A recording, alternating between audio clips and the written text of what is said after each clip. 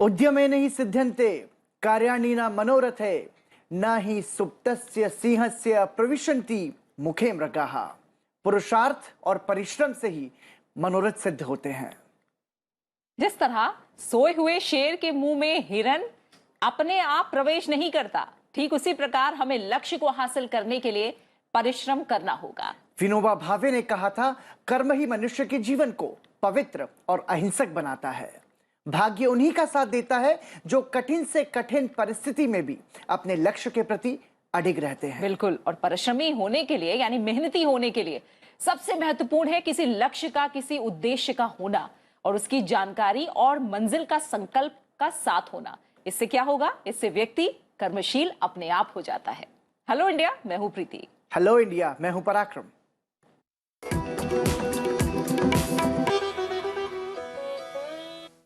और आइए शुरुआत करते हैं बड़ी राष्ट्रीय खबरों के साथ।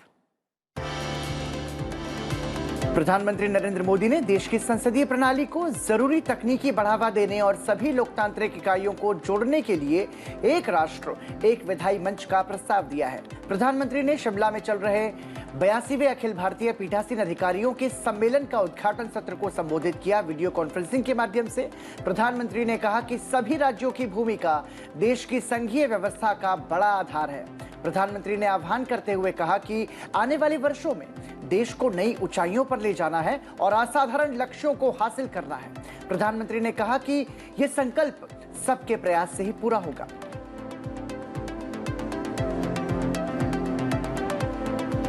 मेरा एक विचार, one nation one legislative platform, क्या यह संभव है? एक ऐसा डिजिटल प्लेटफॉर्म, एक ऐसा पोर्टल जो न केवल हमारी संसदीय व्यवस्था को जरूरी टेक्नोलॉजिकल बूस्ट दे, बल्कि देश की सभी लोकतांत्रिक इकाइयों को जोड़ने का भी काम करें। सम्मेलन में लोकसभा अध्यक्ष ओम बिरला ने विधायी निकायों की बैठक की संख्या में कमी और विधेयकों पर व्यापक चर्चा के अभाव पर चिंता भी जाहिर की। पीठासीन अधिकारियों के सम्मेलन को संबोधित करते हुए लोकसभा अध्यक्ष ने कहा कि संसदीय संस्थाओं की प्रतिष्ठा और गरिमा को बढ़ाने के लिए सभी दलों को विचार विमर्श करना चाहिए और इसके लिए कुछ निर्णायक कदम उठाने की भी जरूरत है। लोकसभा अध्यक्ष ने पीठासीन अधिकारियों से विधायी निकायों के नियमों और प्रक्रियाओं की समीक्षा पर भी जोर दिया। नियम प्रक्रिया की समीक्षा करने की आवश्यकता है ताकि सभी विधायी संस्थाओं को नियम प्रक्रियाओं में एक रूपता हो, जिसमें सदन की गरिमा और प्रतिष्ठा और बढ़े, लोकतंत्र को सशक्त, जवाबदेही तथा पारदर्शी बनाते हुए सदनों में माध्यम से ज्यादा जनता को हम बेहतर परिणाम दे पाएं।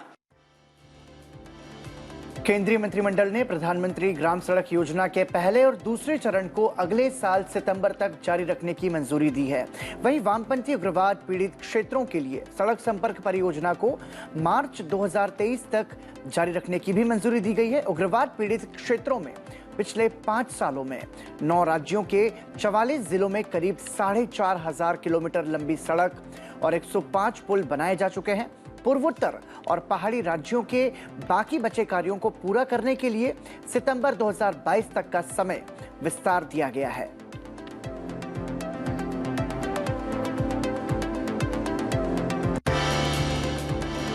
राष्ट्रपति रामनाथ कोविंद ने हरियाणा में आदर्श ग्राम सुई में सार्वजनिक सुविधाओं का लोकार्पण किया। इस मौके पर उन्होंने कहा कि सुई गांव में बनाए गए स्कूल, पुस्तकालय समेत अनेक जन सुविधाओं का उपयोग करके गांव के होनहार बच्चे और युवा आगे चलकर शिक्षा, स्वास्थ्य और खेलकूद के क्षेत्र में उपलब्धियां हासिल करेंगे।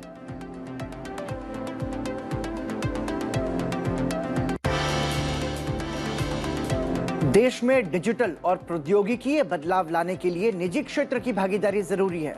बेंगलुरु टेक समिट के 24वें संस्करण के उद्घाटन समारोह को संबोधित करते हुए उपराष्ट्रपति एम वेंकैया नायडू ने ये बातें कही। 3 दिवसीय सम्मेलन में उपराष्ट्रपति ने उम्मीद जताई कि इसमें होने वाली चर्चाओं से निश्चित तौर पर जरूरत के अनुकूल परिणाम सामने आएंगे। उपराष्ट्रपति ने कहा कि नीति और कार्यक्रम संसद में तय होते हैं, लेकिन सबसे अहम है इनसे होने वाले लाभों को जनता तक पहुंचना।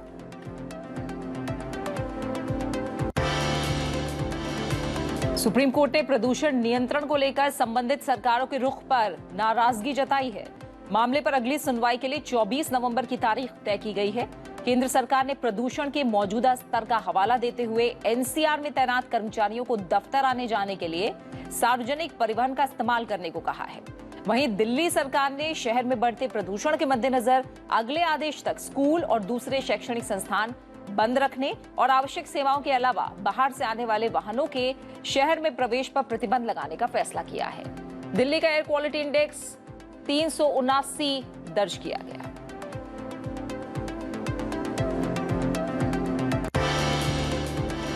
गुरु पर्व से ठीक पहले सिख समुदाय के श्रद्धालुओं के लिए अच्छी खबर है। अटारी वाघा सीमा होते हुए सिख श्रद्धालु बिना किसी वीजा के अब पाकिस्तान स्थित करतारपुर गुरुद्वारे के दर्शन कर सकेंगे। श्री गुरुद्वारा करतारपुर साहिब में दर्शन के लिए करतारपुर कॉरिडोर को खोल दिया गया है। इसके बाद श्रद्धालुओं को के जाने का सिलसिला भी शुरू हो गया है। श्रद्धालुओं का पहला जत्था डेरा नानक से कॉरिडोर होकर पाकिस्तान स्थित गुरुद्वारा श्री करतारपुर साहिब के लिए रवाना हुआ। करतारपुर साहिब गलियारे के जरिए पाकिस्तान जाने वाले तीर्थयात्रियों को तय प्रक्रियाओं और कोविड नियमों के मुताबिक सभी सुविधाएं दी जा रही हैं। कोरोना से पैदा हालात के कारण इस कॉरिडोर को पिछले साल 16 मार्च को बंद कर दिया गया था।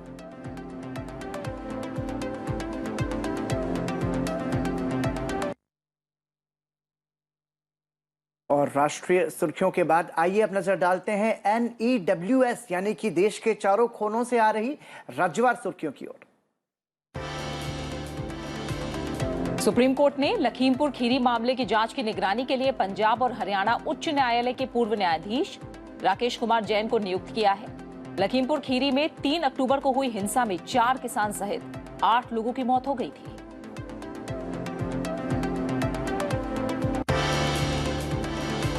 पश्चिम बंगाल विधानसभा में सीबीआई और प्रवर्तन निदेशालय के 2 अधिकारियों के खिलाफ विशेषाधिकार हनन का नोटिस दिया गया है। नारद स्ट्रिंग मामले में टीएमसी के 3 विधायकों को गिरफ्तार करते समय विधानसभा अध्यक्ष को सूचित नहीं करके और कथित रूप से उनके आसन की गरिमा कम करने के मामले में ये नोटिस दिया गया है।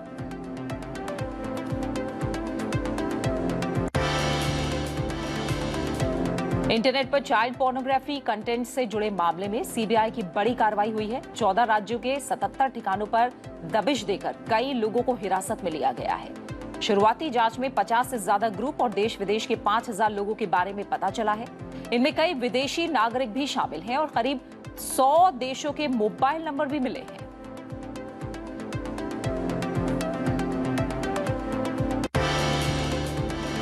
मध्य प्रदेश में राशन आपके ग्राम योजना की शुरुआत हो गई है। मुख्यमंत्री शिवराज सिंह चौहान ने योजना के पहले चरण के लिए वाहनों को हरी झंडी दिखाकर रवाना किया। योजना का उद्देश्य हर महीने अपने ही गांवों में जनजातीय समुदाय के लाभार्थियों को पीडीएस राशन का मासिक कोटा पहुंचाना है।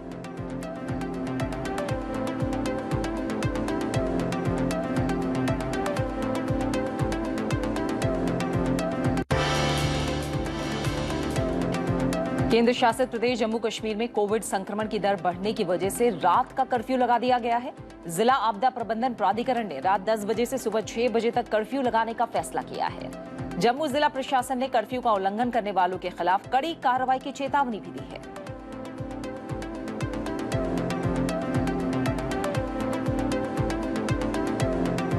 राष्ट्रीय और राज्यवार सुर्खियों के बाद आइए अब एक नजर डालते हैं दुनिया भर की बड़ी खबरों पर। अंतर्राष्ट्रीय कोर्ट के दबाव के चलते पाकिस्तान ने उसकी जेल में बंद भारतीय नागरिक कुलभूषण जाधव को बड़ी राहत दी है। पाकिस्तान की संसद की संयुक्त बैठक में एक विधेयक पारित किया गया है जिसमें कुलभूषण जाधव उच्च अदालतों में अपनी सजा के खिलाफ अपील कर पाएंगे। इससे पहले जून में पाकिस्तान की संसद के निचले सदन नेशनल असेंबली ने इस बिल को अपनी मंजूरी दी थी। अभी पाकिस्तान की सैन्य अदालत से मौत की सजा का सामना कर रहे कुलभूषण जाधव को अपील करने का अधिकार नहीं था।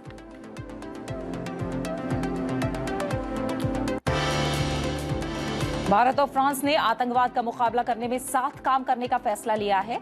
पेरिस में हुए दोनों देशों के बीच आतंकवाद विरोधी कार्य समूह की बैठक में यह तय किया गया है कि FATF की बैठकों में भी दोनों देश एक दूसरे का समर्थन करेंगे। पेरिस में हुई इस बैठक में भारत का नेतृत्व विदेश मंत्रालय के आतंकवाद विरोधी डिवीजन के संयुक्त सचिव महावीर सिंघवी कर रहे थे, जबकि फ्रांस के प्रतिनिधिमंडल का नेतृत्व उनके विदेश मंत्रालय के रणनीतिक मामलों के निदेशक फिलिप बर्टॉक्स ने किया।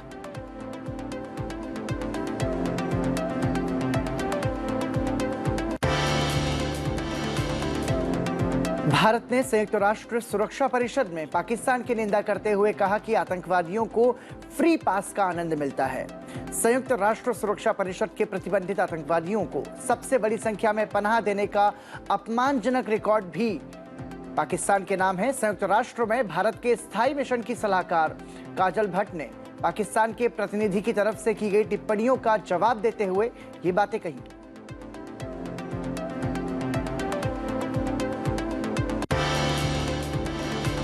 दुनिया भर में तंबाकू का सेवन करने वाले लोगों की संख्या में कमी आई है। 2015 में ऐसे लोगों की संख्या 1 अरब 32 करोड़ थी, जो 2020 में घटकर 1 अरब 30 करोड़ हो गई है। विश्व स्वास्थ्य संगठन ने ये जानकारी देते हुए कहा है कि साल 2025 तक तंबाकू का सेवन करने वालों की संख्या और कम होकर 1 अरब 27 करोड़ तक पहुंच सकती है। कई देशों में तंबाकू छोड़ने की इच्छा वाले लोगों को मदद करने की समुचित नीतियां नहीं हैं। विश्व स्वास्थ्य संगठन के अनुसार 70% तंबाकू सेवनकर्ताओं को इस आदत को छोड़ने के लिए पर्याप्त सहायता नहीं मिल पा रही है।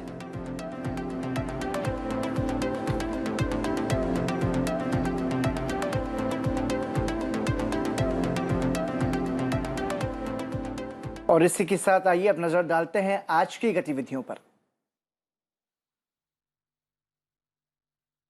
आज प्रधानमंत्री नरेंद्र मोदी सिडनी संवाद में मुख्य भाषण देंगे। भारत के समय के अनुसार सुबह लगभग 9 बजे सिडनी संवाद में वो मुख्य भाषण देंगे।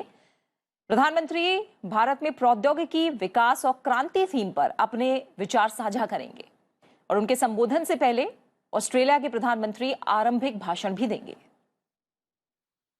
इसके अलावा प्रधानमंत्री नरेंद्र मोदी आज शाम 4 बजे वीडियो कॉन्फ्रेंसिंग के जरिए फार्मास्यूटिकल सेक्टर के पहले ग्लोबल इनोवेशन समिट का उद्घाटन करेंगे।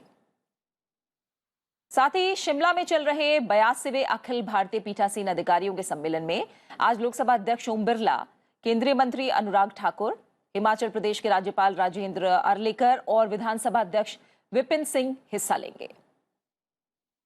इसके अलावा उपराष्ट्रपति आंध्र प्रदेश और कर्नाटक के आधिकारिक दौरे पर हैं। इस दौरान आज वो पुस्तक पद्या रामायणम का विमोचन भी करेंगे। और अगर संसदीय समितियों की अहम बैठक के बारे में बात की जाए तो आज पब्लिक अकाउंट समिति की बैठक होगी। संसदीय सौध में ये बैठक आयोजित होगी। और आइए अब बात करते हैं सेहत की। सेहतमंद शरीर के लिए रोजाना योग करना चाहिए। और प्रीति, जिस तरीके का लाइफस्टाइल हम देख रहे हैं, राजधानी दिल्ली में हम देख रहे हैं कि पोल्यूशन एक बड़ा इशू है। ऐसे में आपको लगता है कि यदि नियमित योग किया जाए तो हम हमारे रेस्पिरेटरी सिस्टम को भी बेहतर बना सकते हैं? बिल्कुल। और ये बात पोल्यूशन और साथ ही कोविड, इन दोनों ने ही हमें काफी अच्छे से समझाई है कि जो रेस्पिरेटरी सिस्टम है, यानी सांस लेने का जो हमारा तरीका है और साथ ही जो हमारा श्वसन तंत्र है, वो मजबूत होना काफी जरूरी है। योग मांसपेशियों को पुष्ट करता है और शरीर को तंदुरुस्त भी बनाता है।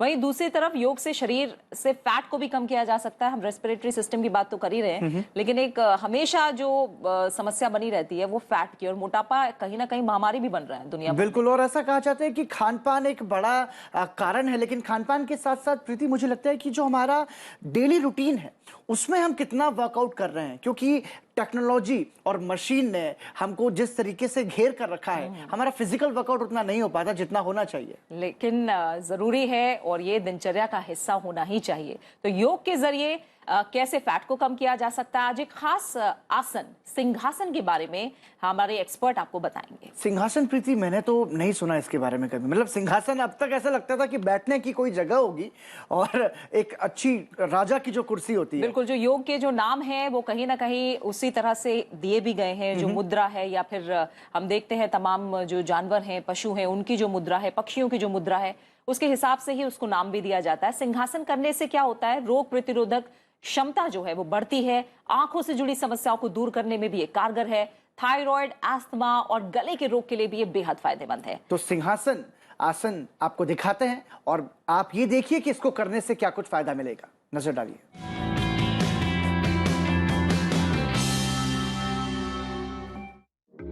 सिंहासन के अभ्यास के लिए वज्रासन की स्थिति में बैठ जाएं।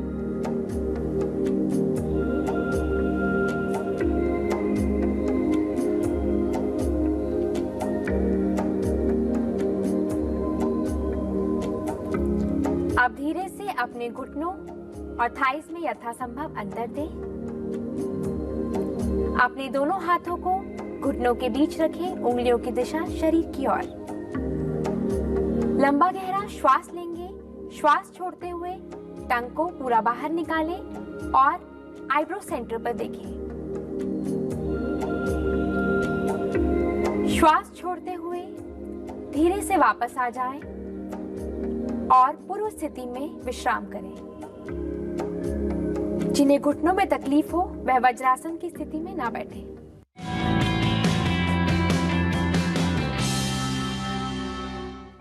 तो सिंहासन महत्वपूर्ण, और ये बात जो आखिरी में बताया एक्सपर्ट ने कि जिन्हें घुटनों की तकलीफ है वो थोड़ा सा ध्यान रखें इसको करते बिल्कुल, क्योंकि इस आसन में घुटनों के बल ही बैठना है, तो बिना किसी एक्सपर्ट की सलाह के बिना जिनके घुटनों में तकलीफ है वो इस आसन को ना करें। और आइए अब संसद टीवी पर आज प्रसारित होने वाले कार्यक्रमों पर एक नजर डालते हैं।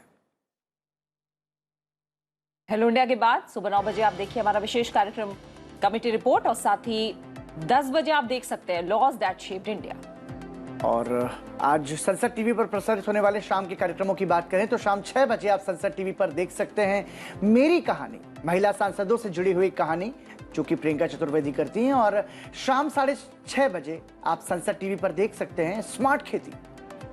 शाम 7 बजे आप देखिए समसामयिक मुद्दों पर चर्चा पर आधारित हमारा कार्यक्रम मुद्दा आपका, और रात 8 बजे आप देख सकते हैं दिन भर की बड़ी खबरों पर हमारा बुलेटिन आज की खबर। रात 8:30 बजे संसद टीवी पर आप देख सकते हैं कैबिनेट दिस वीक, कैबिनेट के अहम फैसलों से जुड़े हुआ ये खास कार्यक्रम। और रात 9 बजे आप संसद टीवी पर जरूर देखिए हमारा खास कार्यक्रम इतिहास।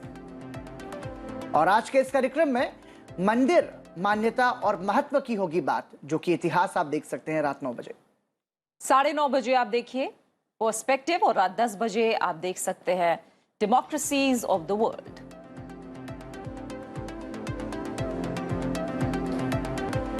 और इसी के साथ समय है एक ब्रेक का। ब्रेक पर जाते जाते आपको छोड़े जाते हैं लेह में आयोजित सांस्कृतिक जागरूकता कार्यक्रम की झलकियों के साथ। आप बने रहिए हमारे साथ।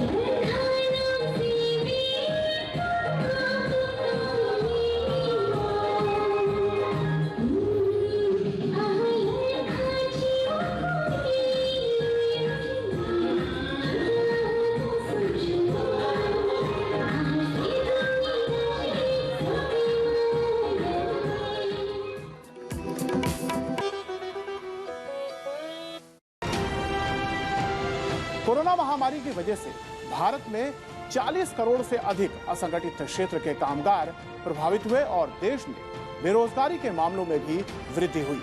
सेकेंड जो कोरोना की लहर आई थी उसके पश्चात जैसे जैसे इकोनॉमी ओपन अप हो रही है, रोजगार के अवसर बढ़। 1979 में माइग्रेंट लेबर एक्ट बना पार्लियामेंट से, और आज तक वो कभी इम्प्लीमेंट नहीं हुआ। अगर वो इम्प्लीमेंट हुआ रहता तो अभी कोरोना में जो माइग्रेंट लेबर की दुर्दशा हुई शायद नहीं होता।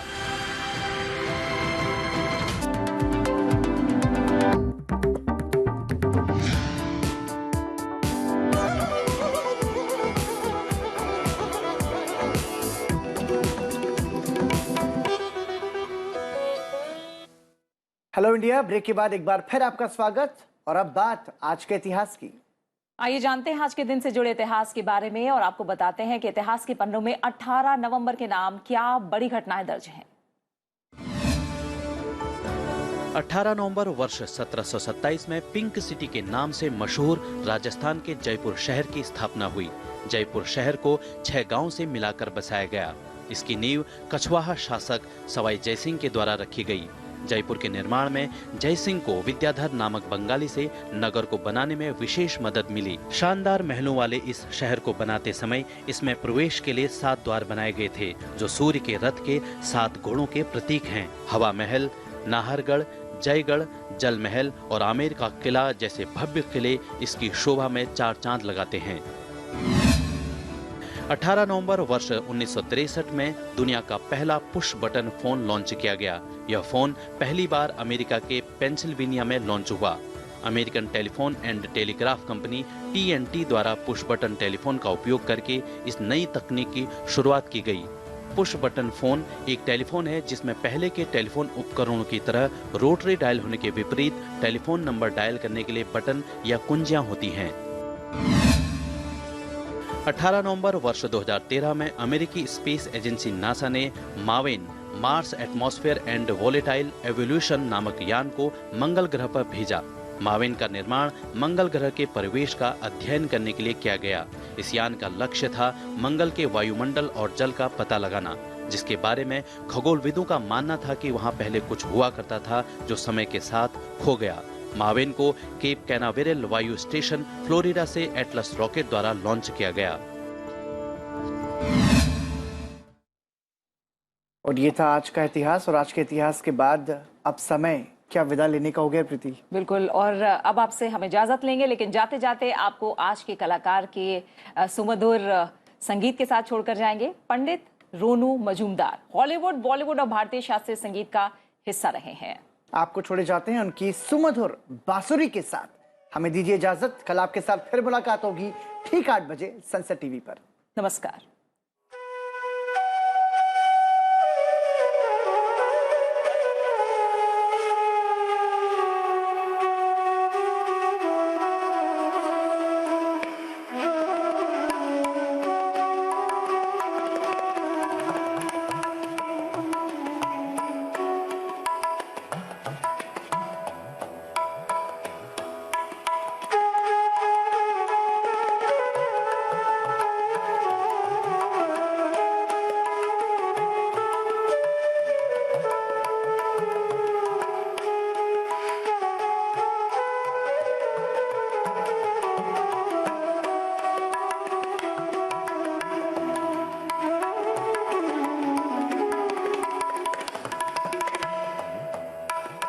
सुंदर शब्द है इसके।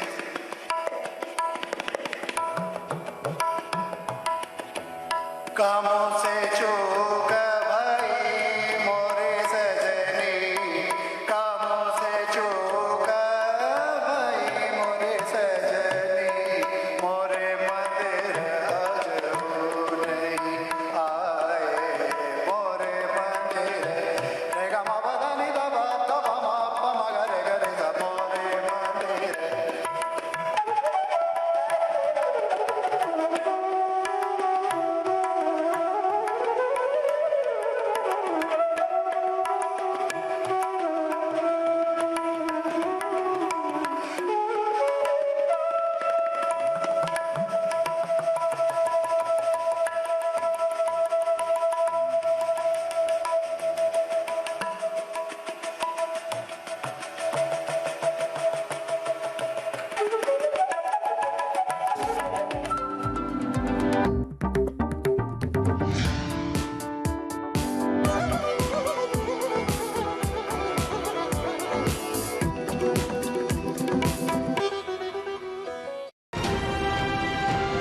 कोरोना महामारी की वजह